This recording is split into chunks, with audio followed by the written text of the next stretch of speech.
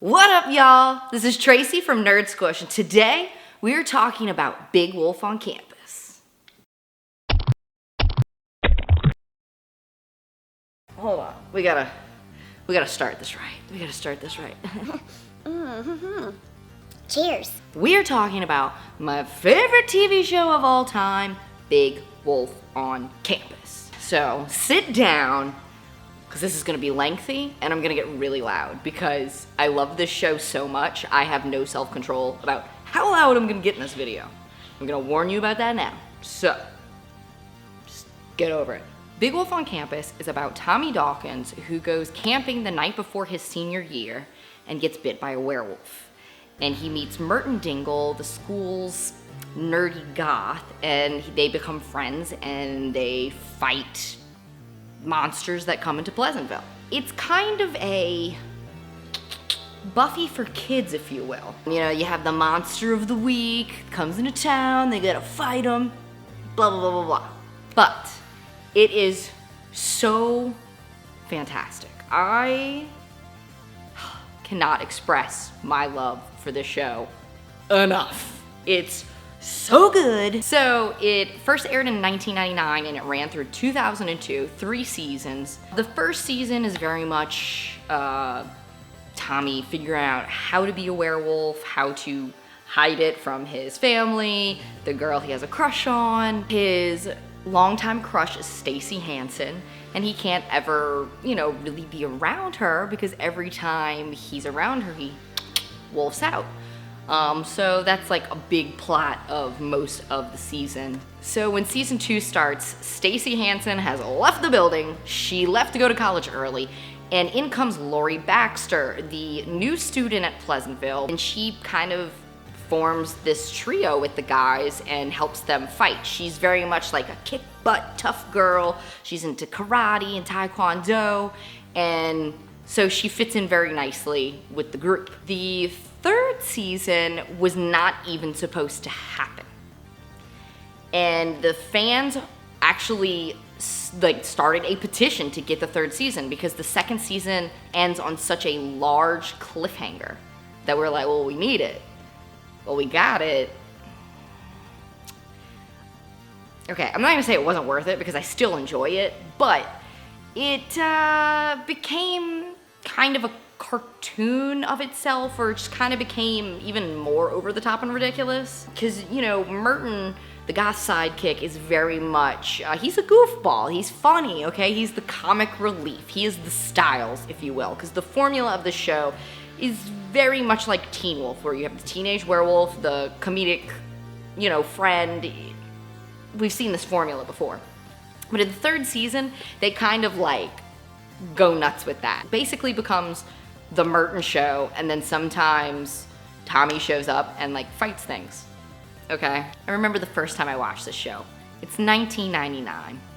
A young Tracy, 10 years old, comes home from school just like any other day. Plops my backpack down right in front of the TV. I sit down and I would do my homework in front of the TV. And I'm like, much like any other kid, in 1999, I was watching Disney, I was watching Nickelodeon, I was watching Cartoon Network, but that particular day, I didn't go straight to it. I was flipping, okay, what is this, reruns, blah, blah, blah, blah, blah. And then all of a sudden, boom, I pop on, at the time, it was on Fox Family, which became ABC Family, which is now Freeform. It's confusing. The episode was Interview with a Werewolf, which is the episode it's the first season, and it is about a florist in the town that sets Merton up with his niece. But, plot twist, she and the niece are one and the same. She actually has this ability to suck people's youth out and use it on herself and become younger. So that's the very first time. And I'm watching this and I'm like, all right, we got this cool goth guy, we got this hot boy that's a werewolf, we're watching this. We are about this. This is our new obsession. And it was an obsession. I had to be home and I had to watch my Big Wolf. You can ask my mother, it drove her nuts. So, if you have never watched Big Wolf on Campus, I'm gonna dive a little deeper and let you know why you should watch this complete gem of a show. So, like I said, it's very, very similar to Buffy. Where are you going? Oh my God, are you going to get White Claws? Yeah. We interrupt this video to announce that my husband has a problem and they're White Claws. It's summertime. Okay, it's summertime. I need a cool, refreshing beverage. I have a cool, refreshing beverage. You want to drink it? Well, you take the with the. So you may be saying to yourself, Tracy, why would I, if I haven't seen the show before, why would I watch a 90s Canadian kids TV show? Why? Why would I do that? With the streaming possibilities we have these days, there's no reason for me to go back and watch that. Well, let me tell you. So, as I mentioned before, Big Wolf is very similar to Buffy the Vampire Slayer in that it's got the monster of the week that they have to go fight, and there's horror. You're getting these horror icons, if you will, these creatures that we're all familiar with. We see the vampires, we see demons, we see Swamp Thing, and it's very much I highly suggest, if you do have kids and they're kind of scaredy, because I was a scaredy kid. Like, as much as I love horror, I didn't watch horror as a kid. A, because I mostly wasn't really allowed to, but also because I was a gigantic scaredy cat, probably because I was never allowed to watch scary things, so I had no conditioning. But it is a really good show to get kids into horror. I'm sorry if you hear my dog jingling, this is what she does. But I digress. This show is great for an intro into horror. It's got spooky elements, it's got scary vibes, but it's not gonna keep you up at night. It's very much a horror comedy, which is my jam. It's probably my jam because of the show.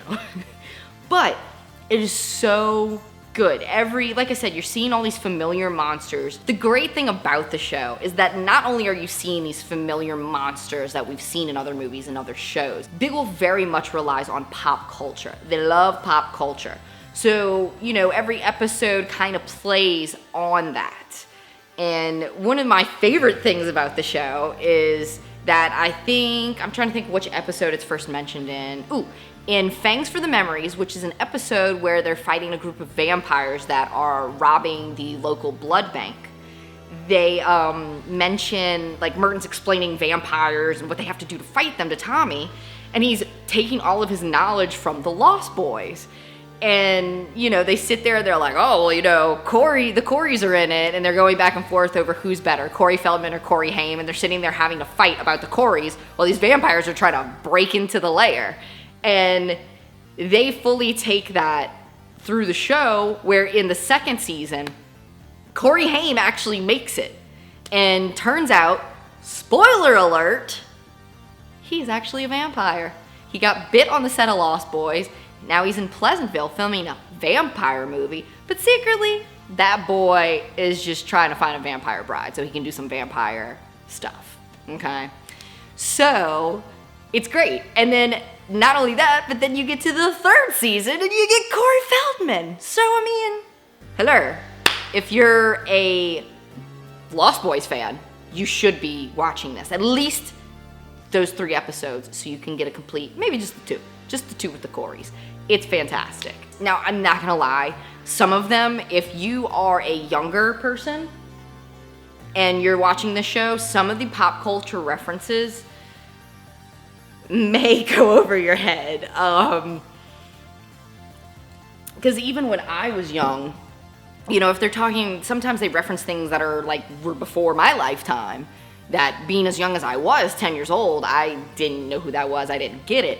But it's great. Like I said, first episode, you're having parodies or really tributes to things such as The Exorcist and the Swamp Thing. Speaking of things going over your head, another thing that is fantastic about the show, I talked about, okay, if you want to introduce your kids into horror, this is a great way. But on the flip side of that, if you're an adult and you can appreciate the horror comedy, this show is not, although it is a kid's show, there's a lot of things, like a lot of jokes and references that were said that, like, as a kid, they just went swoop, right?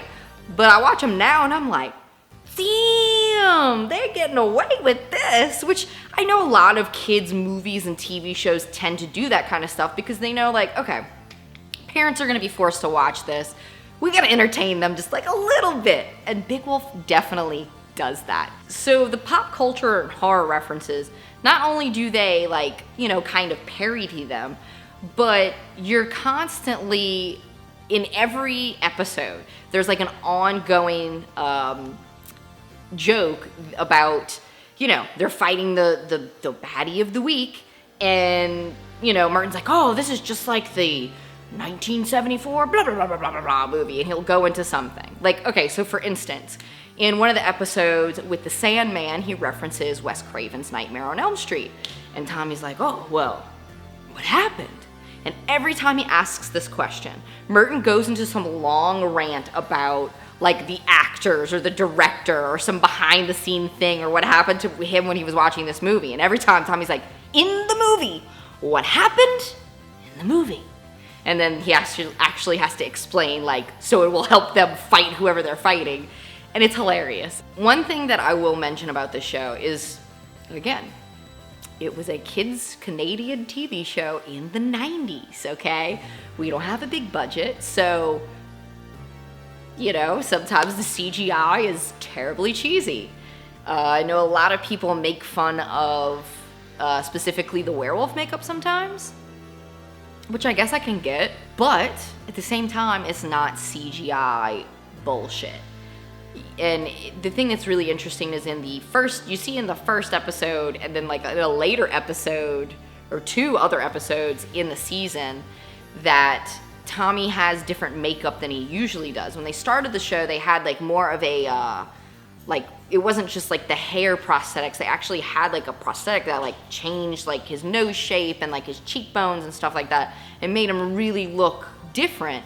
But the actor, Brandon Quinn, was allergic to the makeup, which is why they switched over to the more like just fur, which I know a lot of people hate on it. And maybe it's because I did watch it as a kid, and so I didn't, you know, I wasn't a snobby like person that was gonna pick on that. I think it's cool. I think it's very, it's simple, but it's effective. Because the thing that I hate in a lot of current things with werewolves is that they just give them like fangs and some claws and some like crazy eyes, and then no makeup. Like they look the same, like they're virtually hairless. And I'm like, you're a werewolf and you ain't got no hair? Not only that, but some of the makeup on the show is hella impressive. You know, I'm thinking about instances of when they had the Swamp Thing in season 1, like his whole makeup was really beautiful. It was really, really cool, really, really cool. And all practical, no CGI on him. There's so many reasons to pick up the show and watch it. Whether you've seen the show before and it's been years and you haven't watched it, or you're a first-time fan, the nostalgia is so fun. If you're, you know, somebody that grew up in that time, it is very familiar, even if you haven't seen it, because they're talking about all of these pop culture references of back in the day, and, you know, it really takes you back to a different time and place. And I know especially in times when life gets rough, much like this year of 2020, you kind of need that. And a lot of people are like, oh my God, first of all, you're the only person I know that watches this show still, or did it all. And then people are like, well, why do you still watch that? Like, why? Like, why are you so obsessed with it? And, you know, it was my favorite show. And it takes me back to a different time. It takes me back to being a kid. Life was more carefree. It was different, and it was fun. You had no worries, you had no bills. So it takes me back to a special place. It's a familiar place, and it's amazing. The unfortunate thing about this series is that, you know, you have so many of these shows that are on streaming services or on DVD, and unfortunately, Big Wolf is not one of them. They had some, I don't know the exact specifics of it, but basically, I think there was like a kind of a fight about legal rights and stuff like that, so it just never did. It ended and like that was it. There are a lot of people that have uploaded episodes on YouTube, and for the most part they were like terrible rips, like just terrible copies.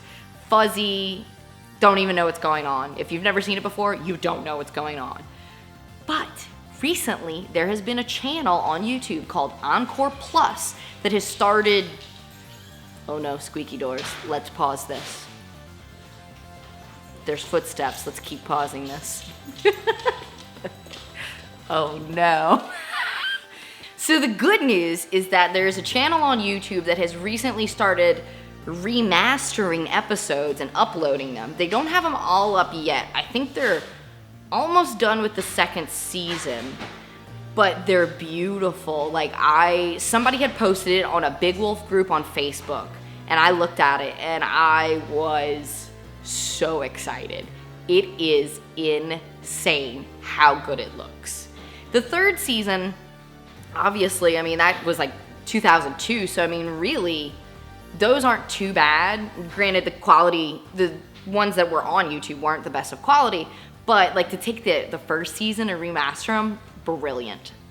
Freaking brilliant. So excited. I will make sure to post a link to that playlist down below so y'all can go ahead and watch that. Y'all definitely need to check this show out. This show is 100% why I am who I am. I would not be this loud, annoying, Halloween obsessed person without this show. Maybe a small percentage. But this show is why I have terrible comedy, a love for werewolves, and why I want a layer, because who does not want to be Merton J. Dingle? That's right, middle initial J. He was the coolest. Like, so in the show, he lives in his parents' basement, but he redid it all to look like all gothed out, and he calls it his lair. And it is the coolest thing in the whole world. Life's mission, to have a lair.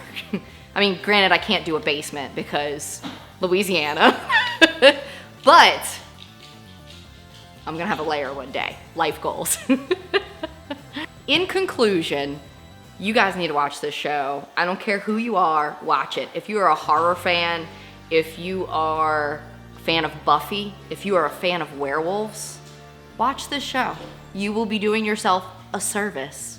And let me know in the comments below, have you watched Big Wolf on Campus? Who's your favorite character? Let me know, and if you check it out, come back to this video and let me know how you like it. I'd love to hear what you guys think. Be prepared for more Big Wolf videos. I'm sorry, if you don't like Big Wolf, you should probably just leave because it's gonna get wild. But I plan on doing a series of videos, maybe like a top 10 episodes, and maybe a little watch react with me kind of a situation. So, you know, be prepared for that. Thank you guys for watching. Don't forget to subscribe, and I'll catch you nerds later.